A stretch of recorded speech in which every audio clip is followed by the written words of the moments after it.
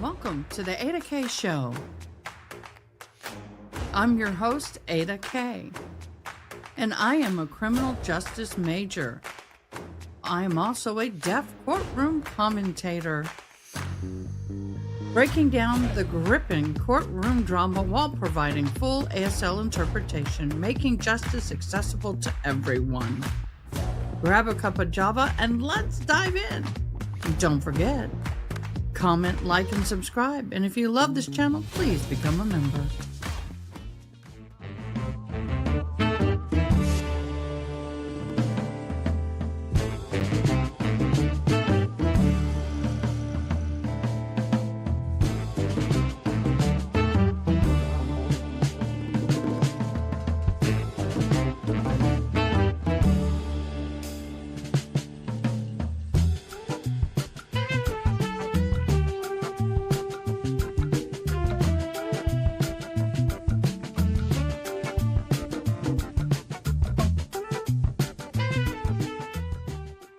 Good evening, good Sunday evening. I'm AdaKay. Thanks for the members only live, and we got a very special guest. But before we go there with our very special guest, we've got some important breaking news that I want to share. One's a Texas-based, one is international. Okay, so bear with me. I do have Texas viewers, and so I'm gonna share this. Early Sunday morning, Killeen, Texas, a deadly shooting on Blake Street escalated into a standoff and officers involved gunfire. One man is dead. The suspect was wounded. An investigation is now underway. Shots have been fired on Blake Street. Killeen police confront the armed suspect approximately at 3:10 a.m. on Sunday morning, November the 2nd. The police responded to a shots fired call in the 600 block of Blake Street. Upon arrival, officers encountered a man who reported that someone inside the home had been shot. Moments later, gunfire erupted within the residence, forcing the officers to take cover. Tactical response standoff at the Killeen Police Tactical Response Team Unit and SWAT were deployed. The officers breached the home and found a 25-year-old man near the entrance suffering from a gunshot wound. As they attempted to rescue him, the 36-year-old suspect opened fire again. The officers returned fire, wounding the suspect, who was airlifted to a hospital. The officers involved have been placed on administrative leave per protocol.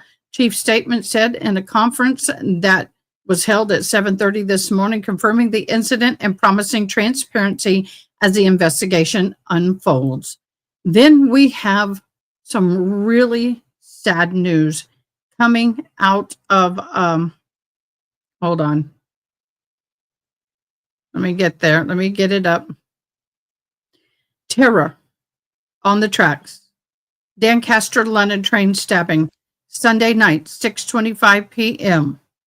Lancaster services, Doncaster to London's King's Cross turned into a scene of chaos and horror. Just after passing Peterborough, passengers were ambushed by a knife-wielding man who began attacking indiscriminately. The train made an emergency stop at Huntingdon Station, where armed police used a taser to subdue the suspect. Casualties and heroism. People were hospitalized, including the railway staff member who tried to stop the attacker. Now he lies in critical condition. 5 victims have since been discharged, but 2 still remain and being treated for their conditions. Witnesses describe passengers screaming, hiding in the toilets, climbing over seats to escape. The investigation into a 32-year-old man from Peterborough is as the sole suspect. A second man was arrested but later released as being mistakenly identified.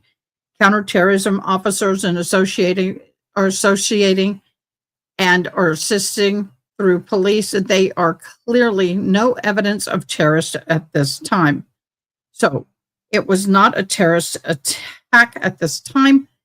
So I just felt that it was important to share that. I really feel bad for those families. We are in prayer for all of those involved, and we hope and pray healing and recovery for everybody from Killeen, Texas to London and all over the world. This world is becoming, whew, what a place. What a place. Give me a split second. I'm going to do one more. I'm going to introduce our topic and our speaker or guest, my guest co-host tonight. We are going to be diving into the London Valdez, who was 16-year-old girl from Hooker, Oklahoma, who tragically disappeared, and her disappearance and death in June of 2025 captured the attention of the communities across Oklahoma, Kansas, and now the world. The key facts about London Valdez is she was 16 years old. Again, her home was Hooker, Oklahoma.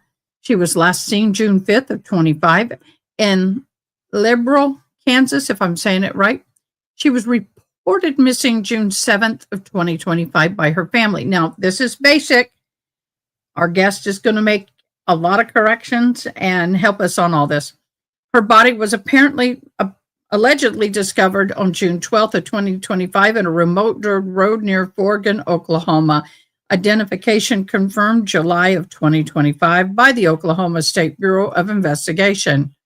London was described by those who knew her as a vibrant, loving young woman. Her sudden disappearance sparked concern and heartbreak throughout her community. After days of searching for her remains were found in a rural area of Beaver County, Oklahoma. The OSBI confirmed her identity, but the cause and manner of death up until this day or yesterday was undetermined, pending final autopsy. We will be talking about that.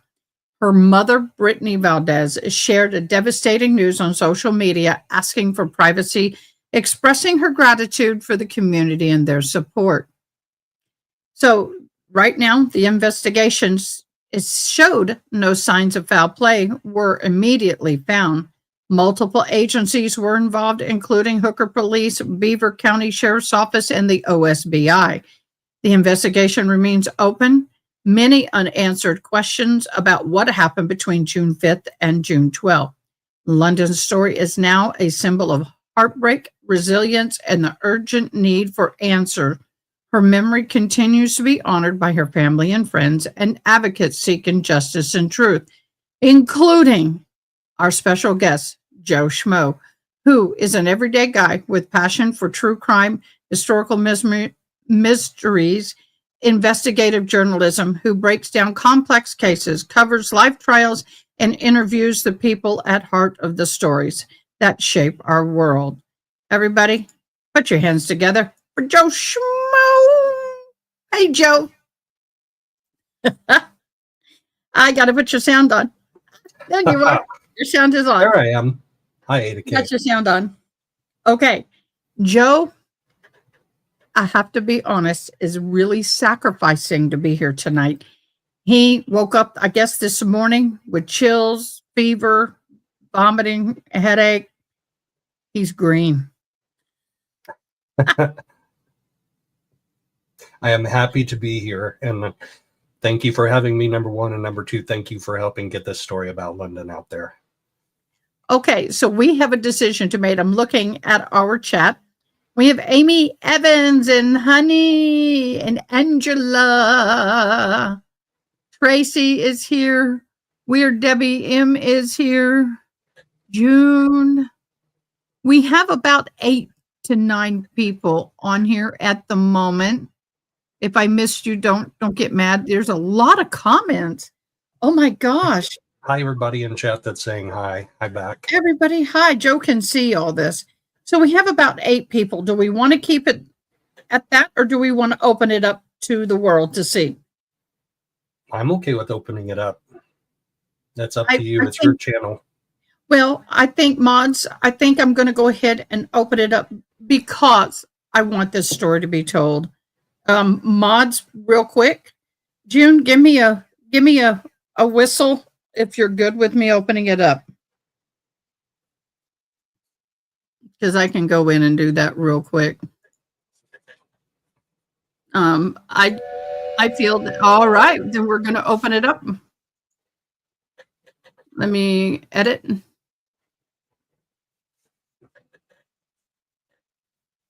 Come on. Where is it? Customize, maybe. There it is. Anyone can see this. We're back.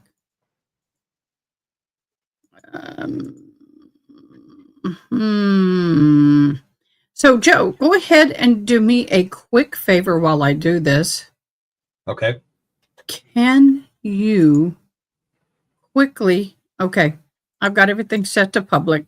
We're good. Tell me how you got involved into this case while I start getting ready for our screen thingy. Sure. So it was after I covered the trials in Phoenix, driving back to the Midwest, going up US 54, and I'm usually a point A to point B kind of guy, and I don't stop and do touristy kind of things, but this, I just happened to stop in Hooker, Oklahoma. And didn't see like any, and this was, so it was about a week after her, after she had been found. So 2 weeks after she went missing. I didn't see any missing posters. I didn't go in the gas station, which there may have been missing posters up there still, maybe not, because she had been found. And it just, I got to my hotel room that night and I Googled true crime in Hooker, Oklahoma, and her case was 16-year-old London Valdez missing, and then she hadn't been identified yet, but she was missing. But then, like you said, her mother did post on social media that it was her. And then they had the funeral, and so on the missing poster was mom and grandma's phone numbers, and I reached out to them. Not knowing at the time that they hadn't had the funeral or memorial service yet. So it took a couple weeks after that. I did a live covering the story on the day of her funeral. I thought her mom was going to air the funeral on Facebook. She decided not to. She opted not to. So it was just my live. And then eventually grandma started texting with me, and then eventually mom did too. And then mom agreed to come on and has come on for 2 interviews. And then a couple of weeks ago, I drove back. It's 14, 15 hours one way each way. And we met out at the spot and we drove the dirt roads where a lot of the story happened on the 12th. And I drove through. I completed my trip by driving to Hooker. I drove through, caught some footage of that too. And we took some footage out at London's spot outside of Forgan, Oklahoma.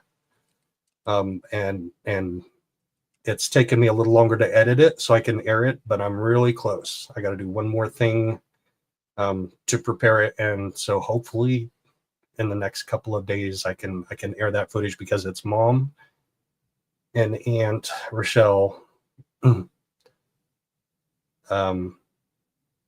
talking about it out there at the road. And then they took me on a driving tour. I drove behind them down the road where the truck got stuck, and they got out of the truck and they went different ways. So about 3/4 of a mile where she was eventually found 5 days later. So we drove those roads. We checked it out, close in detail. We visited her memorial that's there where she was found. Yeah. And so I still have some work to do on that part of it, but obviously the big news is, you want to say it, might as well say it. An arrest was made Friday. Okay, Joe, hold on. Yep. That's why I feel bad that I haven't done it yet. That's the gentleman. Using that I'll show it again. loosely. using that term very loosely. Yep. What we're going to do is So can I correct a couple of things that you read on your blurb at the beginning? yes, and let me preface that. That Okay. is what is made public. That Right. is what is found publicly. One of the reasons I wanted Joe was because I wanted him to make the corrections. So what I've done is I've made these bullet points with the help of Joe, and we're going to walk through and make those corrections. So what did you want to correct before we go to June 5th? That her case caught the attention of people in Oklahoma and Kansas. Nobody was covering this case. No. And definitely not the world. Well, no, I put the world in because you and we and all of us are getting out there, and we now have people who are watching from Sweden and Europe and UK. Oh, wow. So yeah, they're watching right now. We've got people across the pond who are now watching. So you could tell her mama her story's now across the pond. Nice. Okay. So June 5th, London leaves her grandmother's house in Hooker, Oklahoma, not Liberal, Kansas, without permission. Let's talk about that part before we go on. Okay, so the Liberal Kansas thing was when she first went missing and they were looking for her. Liberal Kansas is right across the state line from Hooker. They're like two little towns apart from each other. 20-minute drive or so down US 54. But she was seen with somebody in Liberal, but it was earlier in the week. So when they put that on the poster, that's what their belief was, and it ended up not being correct. But by that time, she had been found, so there was no need to correct the missing poster. Okay. But that was their belief at the time, so they weren't like misleading anybody. They didn't know where she was. They didn't know who she was with until June 9th. Okay, so what is this without permission? That kind of got my attention.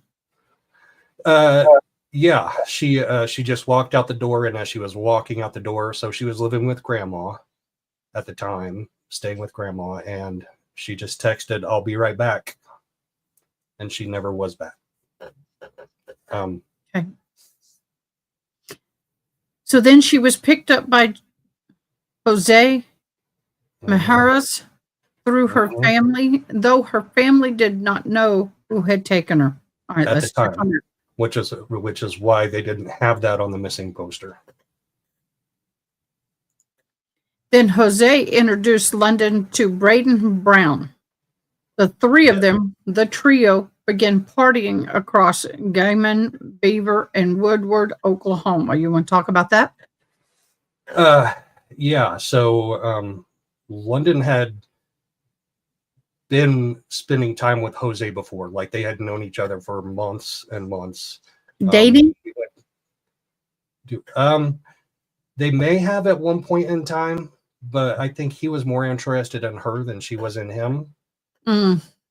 And so he's communicating with Braden Brown. They're connected somehow in a lot of ways. I can't talk about it too much, but she saw his picture on Snapchat or something, and she's like, "I think he's cute." So they're like, "Let's go. I'll take you to go meet him, and we'll all hang out together." And they did. Okay, we're going to show this cuteness all over again. Not too cute. What do y'all think about that? Y'all let us know in comments. Is he a cutie pie? Would you want your daughter going out with him? You want your daughter going out with him? Tell me in comments if you think he's a cutie pie. Okay. So they're partying it up. And then... Right, because so Jose lived in Gaiman. So that's where they went. Well, they went out. Supposedly on the 5th, they went out fishing at a lake. And then they headed back to Gaiman.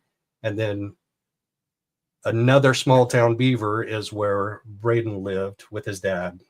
Although he is an adult male, 19 years old. And a 20-year-old hanging out with a 16-year-old away from home for 2.5, 3 days. 5, 6, 7, 2 days, 2.5. So they go to Beaver, and the order that's in the OSBI press release is backwards from this, so I'm not really sure what the correct order is, because a lot of people don't know where they were for 2 days. But Braden's mom and dad are divorced. His mom lives in Woodward, so they bounced around from Jose's house to Braden's dad's house to Braden's mom's house, and then back to Guyman, and then somehow ended up outside of Forgan, which is south of Beaver. Who is this lovely Tracy on the case? She is a really good friend of mine. She's my sister from another mister. Oh, nice to meet you. I've heard about you, Tracy. Welcome to my channel. We love Joe too. Yep, Joe. Get to hell. Yep.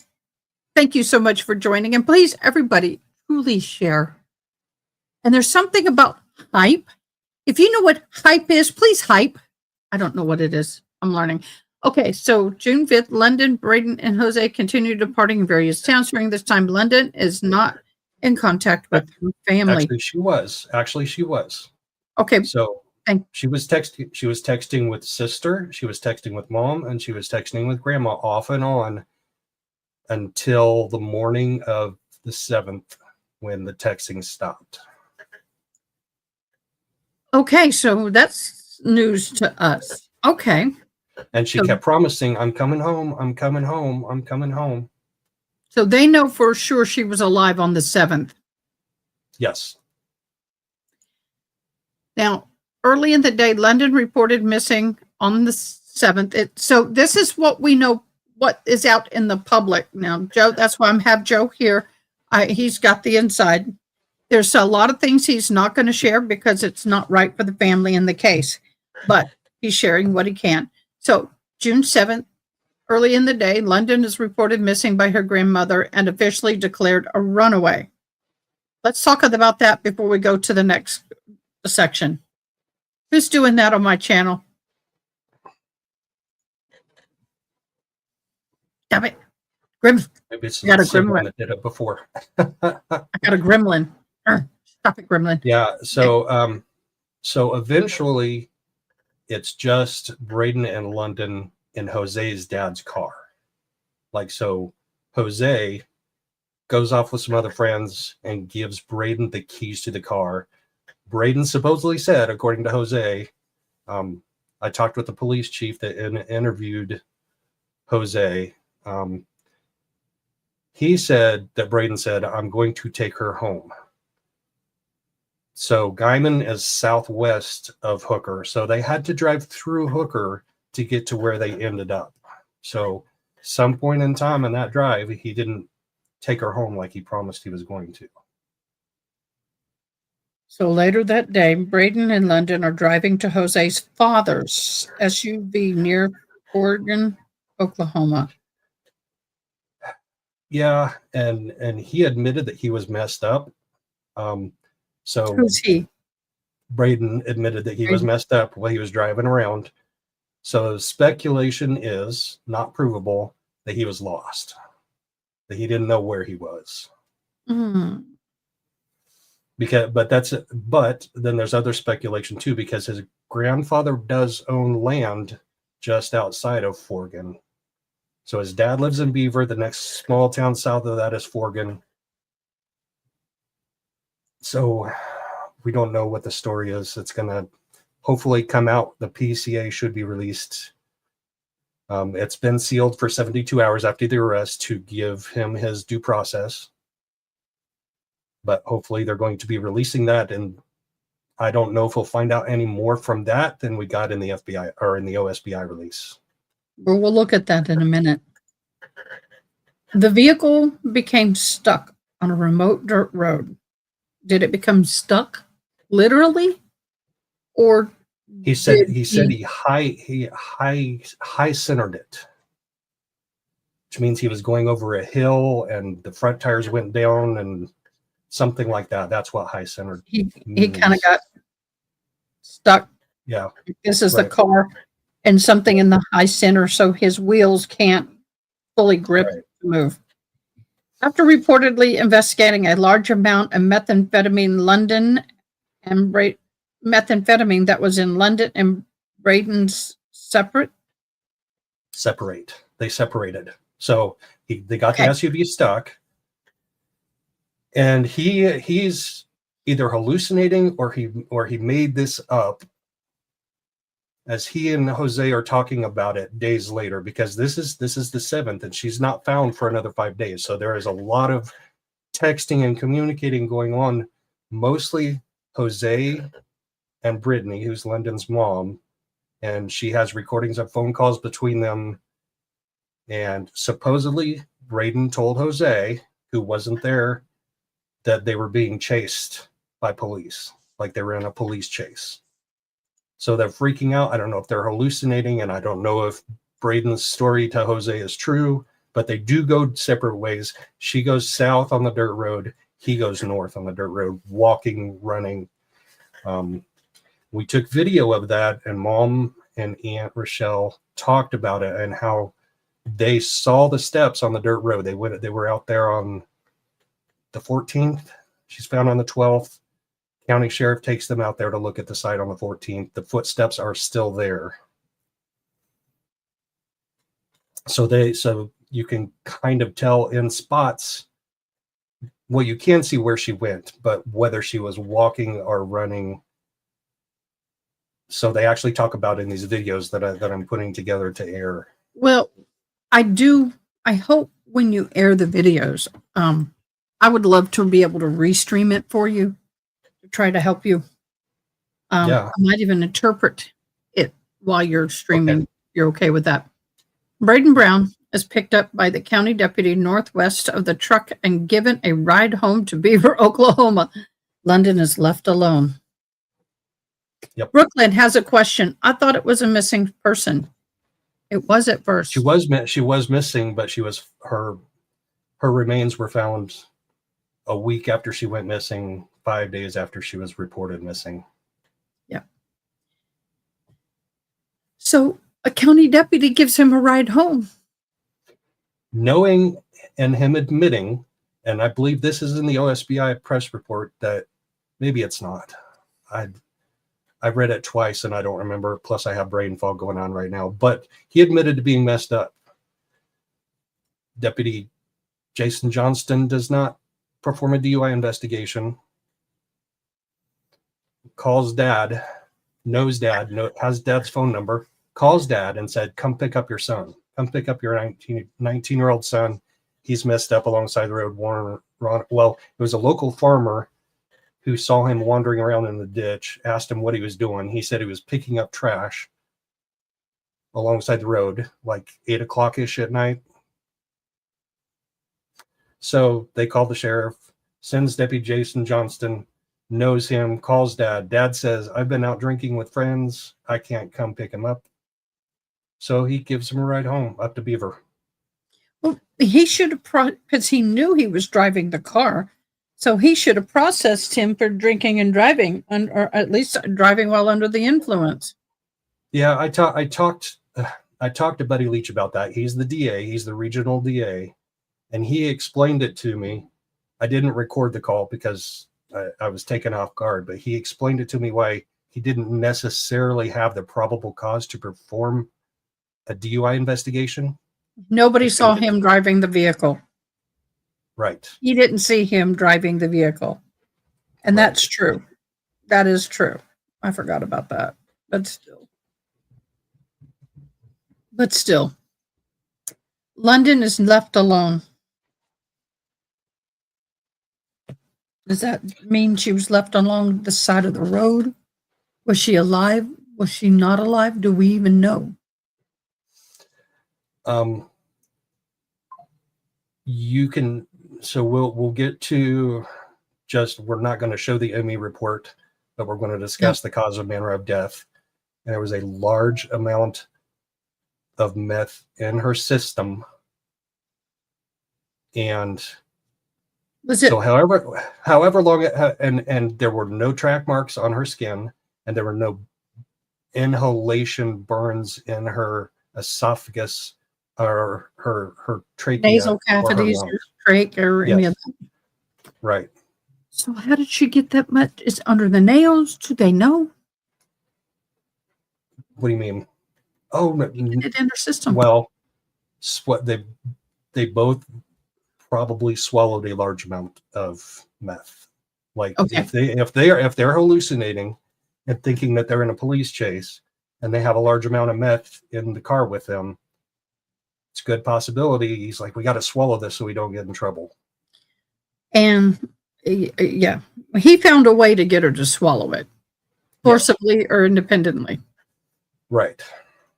Okay. So Jose Maharas, Braden Brown drive to Hooker, Oklahoma, demanding to speak with London. Yes. And it was actually Jose's idea because supposedly there was damage to his father's vehicle that they were in, and he was coming his story to demand money to repair the vehicle from a 16-year-old. But he's the one that drug Braden there because Braden was in the truck with her. So Jose's like, we're going to Hooker. We're going to go knock on grandma's door. They actually did it on Sunday and then Monday. They weren't home Sunday, so they did it on Monday. Grandma calls the chief of police.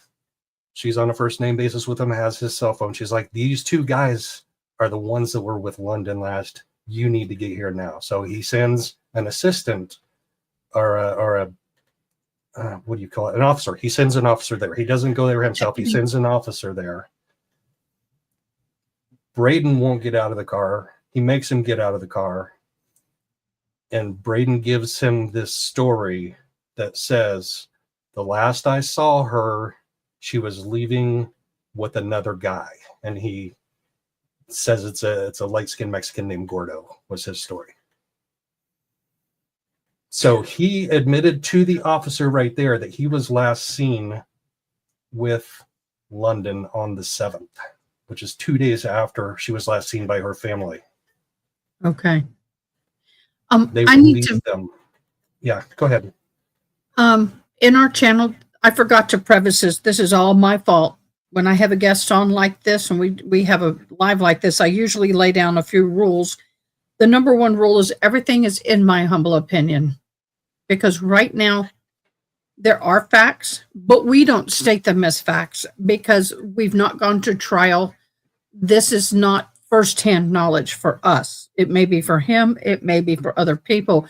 So in the chat, just put IMHO or IMO if you're stating something, even if it may be what we think is the truth.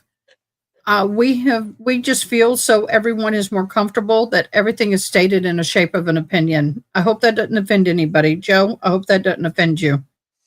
No, and that's that. I should have prefaced that also. This is things that I have gotten from the family members and from an interview with the chief of police of Hooker. So I'm reporting the things that I heard from other people. So yeah, it's not firsthand knowledge. It's not. I'm trying to summarize. Or documents that we summarize. Right. So the Hooker Police Department takes a brief statement, but does not detain either individual. So they interview them. Not really. They ask. So once again, I wasn't there, so I don't know how long that interaction went between Grandma and the officer from Hooker and these two guys. I don't know how long that interaction went. I don't know everything that they said. I know what the chief of police told me. He had his file folder on his desk, and this incident that happened on the 9th, where Mr. Brown and Minares show up at Liz's grandmother's house, he had that paper on the top of his file. Obviously, he couldn't show it to me because it's still an ongoing investigation, but he read a couple of things off of it to me, including that part about the only thing that Braden would say is she left with another guy. Who? He knows. Okay, so now we're almost done with this. Now we're at June 13th. We are now 6 days, right, after she's reported missing. London's mother, Brittany Valdez, confirms her daughter's death in a public Facebook post. And I'm sure that was absolutely devastating. I have chosen not to show that post. I believe that this family's gone through enough, and I'm not going to rehash it. July of 20, and they're still going through it. They're grieving and they're very sensitive. So I'm trying to be sensitive about sensitive information. Well, and I'm with you. That's why I'm not going to show it. Understand, I'm not here to make money off of them. I'm doing this to get it out there. I want people to know about this because this shit's got to stop. There's no other way to put it. And I understand that the police do a lot of missing persons report, but at the same time, I think sometimes they wait too long. They don't trust the family when they file a missing persons. Oh, their kid, they just ran away. They'll be back in 24 hours. In today's day and age, that ain't true. So, my humble opinion. So July 25 this year, Oklahoma State Bureau of Investigation officially identified the body of London Valdez.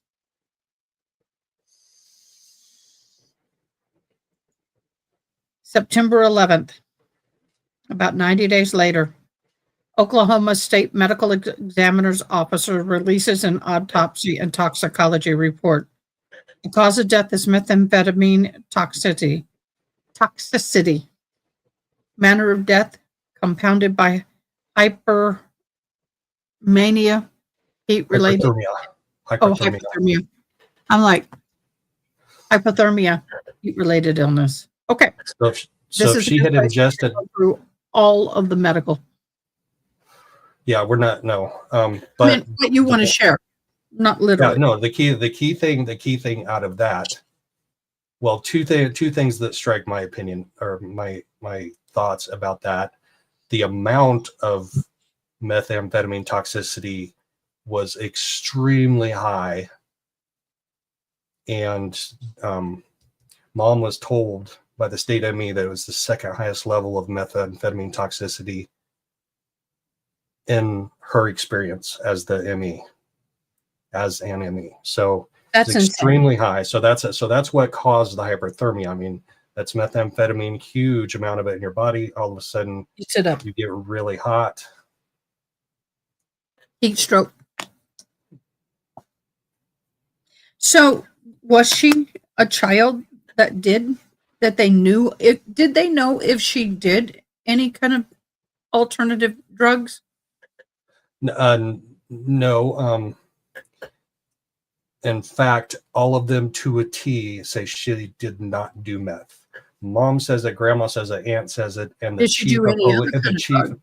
chief of police said it to me. He said London did not do meth, and he's the chief of police of a small town. He's going to know if she's got a problem.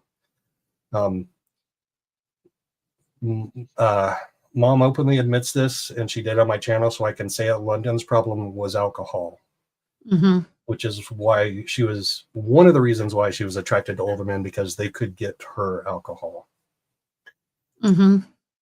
So that was her thing, and she was getting her life back together.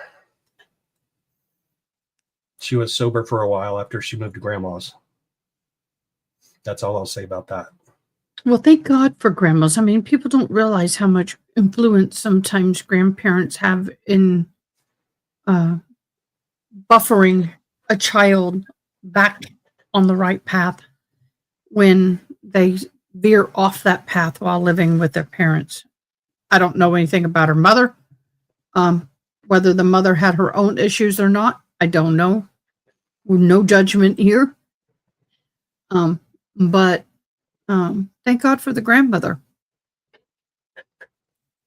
She got to experience at least some time clean and healthy, and that's a good thing. That was a good thing. So what else do you want to share? After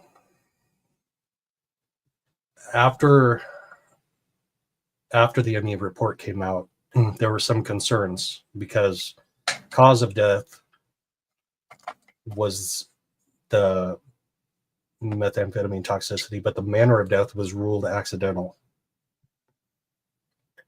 And then the OSBI stopped communicating with the family. And so they were getting concerned that because of that, that was my concern. I don't know how, I'm not going to speak for them. I was getting concerned that the OSBI was not going to file, or the DA was not going to file any charges. And especially when the OSBI stopped communicating with the family, that was concerning.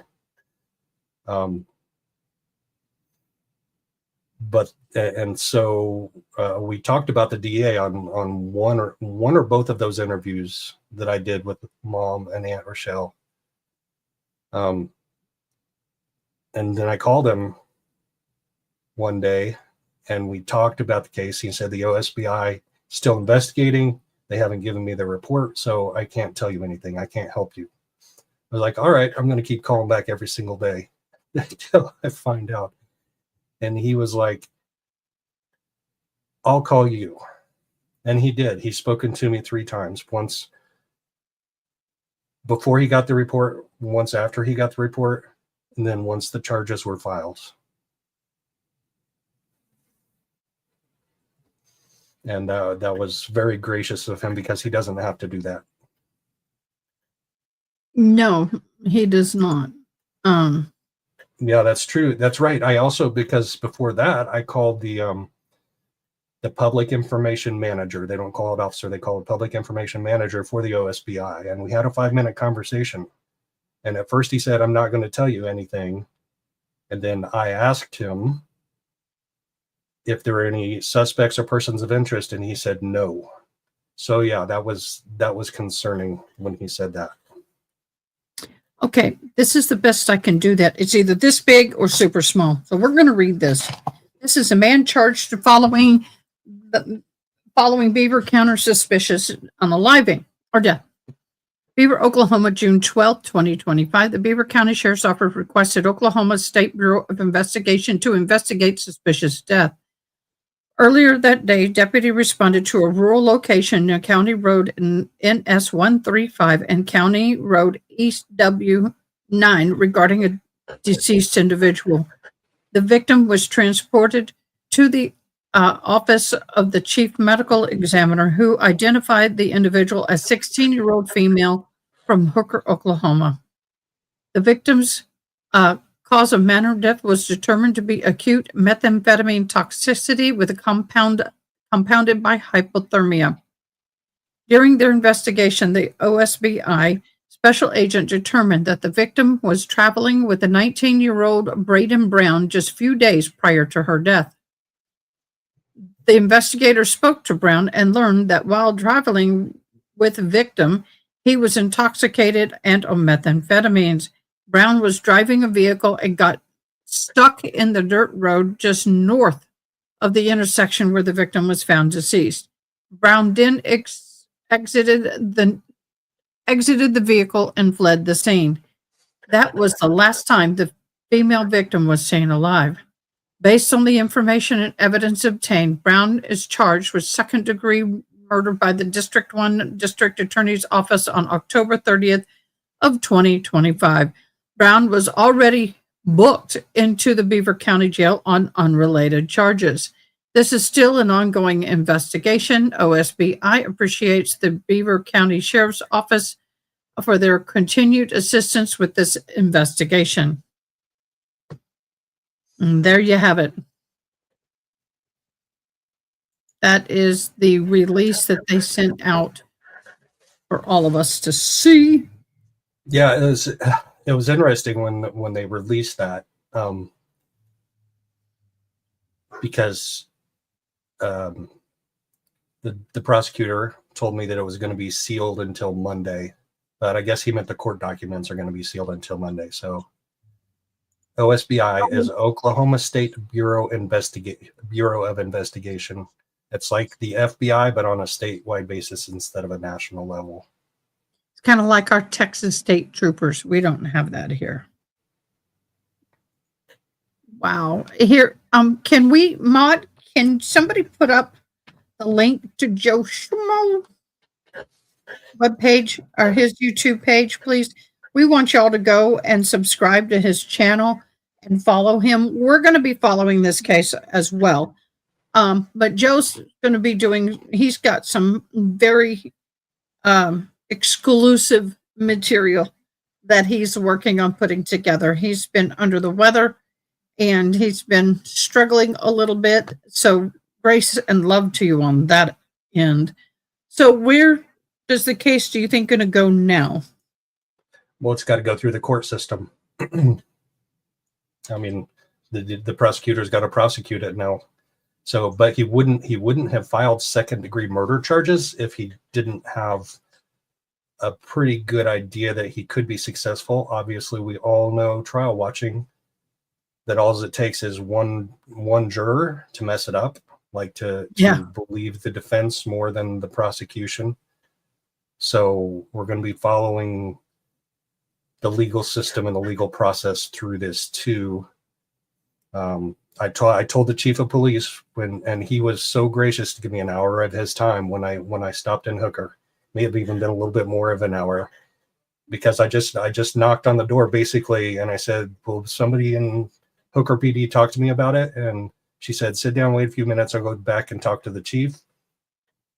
She came back. She said, "It's going to take him a few minutes." So I thought he was just going to come out and do the usual thing. It's an active investigation. I can't talk to you. And instead, he said, "Come back to my office and sit down and let's talk." And he Joe should join periodically. Hearing the insider view was great.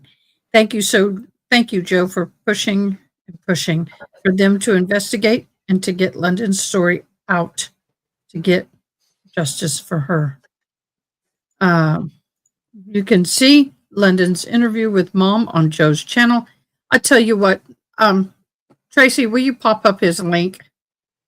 I guess I could do it. I could go get it. Oh, there's a little thing at the bottom that says share your referral link. No, that's not what I'm talking about. Oh, okay. The referral link is where people can use that if they are don't have StreamYard. Right. Okay, I got it. Thank you. Thank you, June. Oh, June got it too. AdaKay. Double whammy. Y'all, go love on Joe. Subscribe to his channel. He's barely beaten me, but subscribe to his channel. Love on him. And go back and watch some of the interviews I have. He's a very good investigative reporter. He's got a kind heart. He's very passionate. Thank you, Angela. I didn't see it. I was too busy looking for it. And thanks to the family too. So Mom and Aunt Rochelle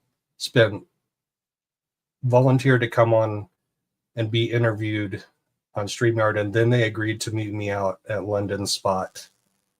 And we spent a couple of days there, a whole weekend, and that wasn't free for them. They had to pay to do that too. So that was very, very gracious of them. And I just got to apologize to them that I haven't got those videos done yet. I will get them done as soon as possible. Hopefully I can air them at the same time as we go over the probable cause affidavit for Mr. Brown's arrest. And I've told Joe if he needs any help with that, I'll be happy to help you out. You came, just to give context, Joe and I met through, how do we meet? Who do we meet through? We met here somewhere. And he came down while Kerrville, because I live in Kerrville, Texas. I was in the middle of that flood. And Joe came down and I drove him around and drove him past the line, and he wouldn't have been able to get through. Went to where the flood actually started and drove the entire route. We drove to it and back. And then we went into the caves. And by the way, they have, I think they're going to fill those in because 80 to 90% of them washed away.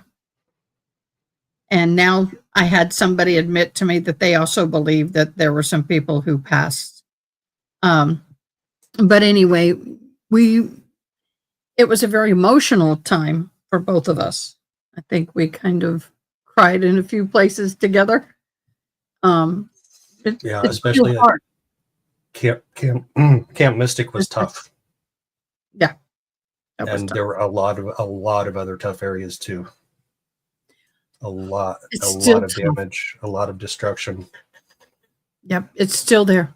I mean, the river doesn't even look the same. It looks like I'm driving in an area I've never seen before, because it is. Well, thank you so much for calling us classy. We try to keep it classy and fun. We want everybody to have a good time here, but everybody is welcome. Your opinions are welcome as long as you are respectful. The fence remains in my mind. They moved it to another area, and then we were having some more heavy rains. They have decided to take the sections apart. They kept everything on them. They have tagged and numbered and labeled every little flower petal. I kid you not, each stem. And they are going to find a place to put it up permanently where the weather won't destroy it. So it's currently being saved, which is awesome. Well, thank you so much, honey, 2800. Also, I don't understand why more people aren't into that, honey. We're more interested. Yeah. Well, Thank you, everybody, for the compliments, and thank you for the new subs, too. I appreciate that. Yeah. There's enough for everybody. There's enough for every content creator. There's so much out there. It's sad to say. There's so much out there that we will never be short of content. But what touched me about Joe was he went how many miles out of your way to come here? I mean, he was driving from Arizona, kind of skimming above Texas and going to, where do you live? In the Midwest, in Indiana. That's no secret. No, Indiana. Instead of going the high road, he came all the way down south to Kerrville, Texas, which is an hour north of San Antonio. About what, 6-8 hours out of your way? Yeah, about. Out of his way. And when he got here, I was holding it together. I think I was. I don't know. Maybe I wasn't. I thought I does. Oh, I met through Megan. That's right. We met through Megan. Megan. Megan. Why do I keep calling her Megan? Because that's the way her name is spelled. Okay, then why? I can't remember. I look at it. I asked her about that. We were on, I think she agreed to come on my channel back before the Phoenix trials. And I asked her about that, and she said her dad named her that because he knew somebody else named that he liked. He's like, that's a cool name. I'm going to name my daughter It's Megan. A cool name, but I read it as Megan. It's Megan. So anyway, Miss Megan, thank you. She did introduce us. But, when Joe got here, I think I was still very emotionally numb. I was pretty numb. I had been dealing with some heavy stuff. We all were, but some of us more than others. And it was I have never said this to Joe. It was so comforting when Joe got here. I could have given him a big bear hug and not let go. Because he was somebody who wasn't hurting like we were. You were from the outside, bro. I still am. But I got to tell you, Joe is a sweetheart. He has a heart of gold. We both stood at that wall and cried together. We cried in multiple places, but the integrity and his investigation and his sensitivity to what was going on. You were heading out of town, literally. And I say, hey, Joe, we got a buddy, I think. And he turned around because we had people in the river, and that was a body, by the way. I don't know. I told you it was a body. And we had people on the boats, and they were sweeping the river for remains. Divers in the water. Yeah. So they did come back later that early evening and do what they needed to do. But the good news is that Joe, it kind of created a friendship, Joe, and I really appreciate you. The one little girl has never been found, and that one guy has never been found. There are still, I would estimate, 30 to 50 people that are not on that official list that have not been found, will never be found. So, every time it rains around here, everybody's traumatized. You say rain and we all go. I actually signed up for the red alerts, and I've gotten a couple of them since. I think I just got one like a week or so ago. Yeah. Why? So I could know when it was going to rain there. Oh, you're so kind. When there was a flooding alert. Well, it was. We did have flooding. We did. But what people don't realize is that where the river, some areas are the same as far as the water, but 80% of it is changed. What used to be wet is now dry, and what used to be dry is now wet. We knew through the history of flooding what areas would flood with what type of rain. If it rained more towards Hunt and not Kerrville, we knew where the flooding was going to be. Now, because the river is changed so drastically, both the depth and the width, it's a guess. And it will never be the same. It will never be the same. Nowhere near it. We don't know where the flood zones are anymore. We can guess, but like the river at Louise Hayes Park used to never go over the banks unless you had like 4 or 5 inches type thing. We remember when we were there, it had receded back to normal banks. And then we had a quick shower, what, about an inch, you think it was? Rain. And it was 15 feet in, flooded. It was, FEMA's gonna have to come in and refly and retopo the whole thing and redo engineering, hydrologic engineering studies to determine what that floodplain looks like now. I mean, the old ways they used to do it was to go out there and say, okay, the bank's here, so I think this is where the 100-year flood zone is. No, they do it very, very scientifically now, but it takes a lot of time and a lot of money. Yeah. Well, they also are having some areas, and I showed you in the middle of the river, we used to have like a little sliver of an island. Now it's the 2 widths of the football field of an island. And it's 15, 20 feet normally deep, and now it's 5 feet over. And so they're going through and they're trying to remove all that debris, and they're trying to look for remains while they do so. They're still finding cars and parts of cars and vehicles or whatever. Yeah. Thank you for heading to Kerrville to be there. Oh. Yeah. Well, thank you for helping me cover London's case. There are still questions to be asked, like why did it take 5 days to find her after she died? Why did it take 5 days to find her body there? And tell me about that area. You reminded me. Tell me about the area in which she was found. Is it highly traveled? If it is not, describe it. It's not highly traveled, but I was out there with Mom and Rochelle for 3-4 hours, and we had a truck go by.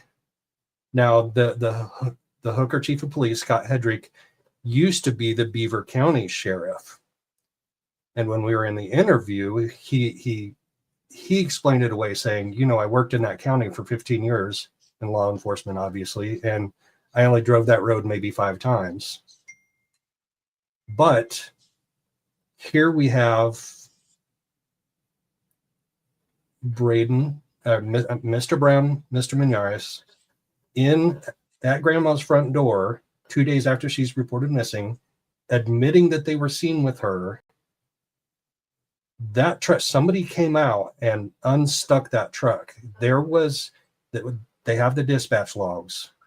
There was a dispatch made for a tow truck to come out and pick up that truck. Somebody canceled that. And then private individuals came out. I think it was family of one of those two guys. And it's mixed up in my brain right now, which one of the two it was, but family came out with a private vehicle and unstuck it 3/4 of a mile away from where her body was found, not found for 5 days. There's no DUI investigation.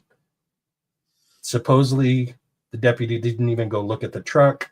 Like there are so many questions still to be answered. And are there other charges for other people is a good one. Will there be for other people? We don't know yet. But this was a surprise. The Friday arrest was a surprise. A good surprise. Yes, a very, very good surprise. Well, especially a charge of second degree murder. Yes. I'm saying that. I don't care if they ding me. Wait, what? Yep. I want to give a shout out to Joe's special friend, sister from another mother, or Mr., however you want to put it. Tracy, thank you so much for being here to support Joe. I appreciate you being here. Joe, thank you so much for joining us. If you wish to share this on your channel, you may. If you don't, that's fine. You have my consent to use this with no copyright strike warnings coming on you. We know about those. Yeah. For those of you who don't know, I had a 7-day. They struck me out for 7 freaking days. And this is what pisses me off. Somebody put a strike on me. They cut you off for 7 days. You can appeal it. It took 14 days for them to come back to me and say, oh, you won the appeal. We're sorry. Your video is now up and ready for people to view. And I'm all like, I lost money. I lost time. I lost video viewers. I lost all this. I'm like, I think what they ought to do is if there's a copyright strike on you, they give you an opportunity to appeal it. If you appeal it, then the 7 days should be on hold until they appeal it. If they find that you have violated, then you get a 7-day strike. If you don't appeal it, it happens immediately. But, what can I say? Luckily it's off my record. I was vindicated. I'm back. It was a long 7 days, man. That sucked. Yeah. You had out and about with Diane. You had a 30-day strike put on you last year. That means you've had more than 2 strikes, right? Isn't it like 7, 14, 30, something like that?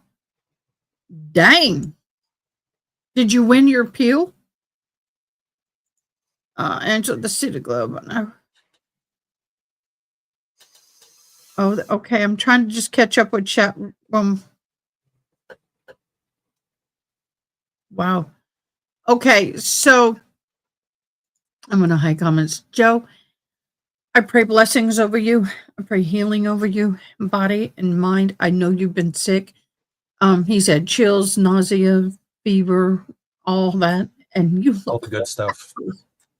You look fabulous. And you did it. Thank you. Thank you, everybody in chat, for your support. Purple lights. For your support. Purple lights hide a lot of sin. So let us know when you go live.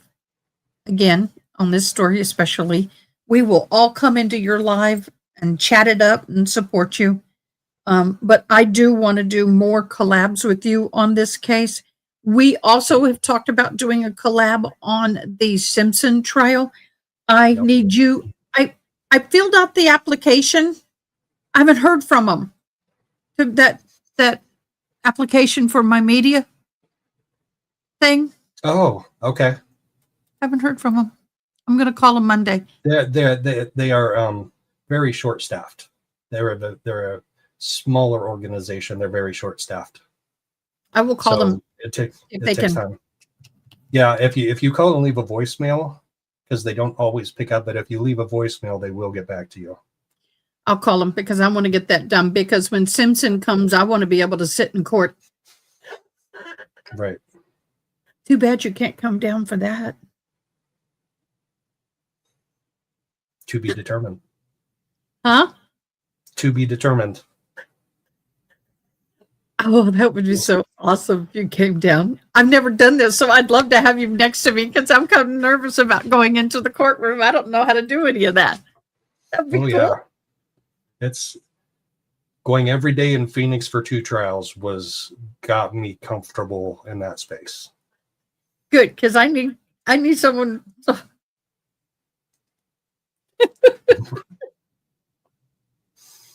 And don't worry, we'll have a good time in San Antonio. We'll have a good time. I'm from San Antonio. I lived there for 20 years. So I know all the good places to go.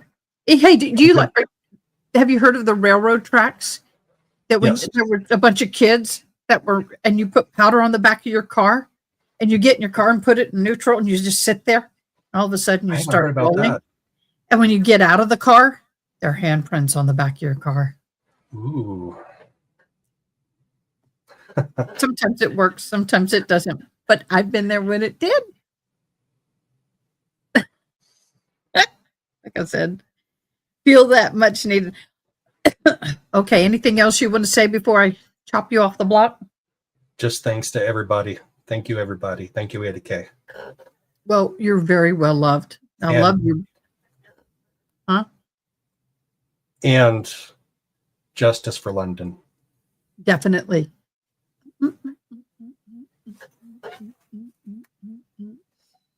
Can you see it? Yep. Are you sending it to me? Yes. Do you have my address? Do I need to give it to you? I think you did. I'd just have to go back and check our DMs. Yes, and I'll put it right here on my microphone. I'll put it on my mic. It's hard to interpret with things, but this is a perfect place because it'll be seen every day. Right. Okay. All right, Joe, curl up in bed. Call me tomorrow. Okay. Y'all, give Joe a big round of applause. Thank you so much. We love you. That's not the light. You didn't need to see all that mess. I am doing a lot of cleaning and restoration and still unpacking from the studio. Thank you, everybody, for joining us. Okay, guys, I have just a few minutes before I have another live today. We have an important live, something that's just hit. We have a motion filed against the judge in the Andrews Julio Fulio trial. Please come back and join us at 8:30. That gives me just enough time to get hydration and a comfort break. And then I'm going to be back on with the Julio Fulio trial. So with that, thank you, Joe, for all of your input. Thank you for joining us. You guys, thank you for joining us. Young, new, and old members of the channel, please don't forget to subscribe, to like, and something about hype, whatever that is. You know what it is. Hype me. Help my algorithm. All right. See you in about 15. Thanks for watching. Please comment, like, share, and most importantly, subscribe. I hope you have an awesome day. Till next time, take care.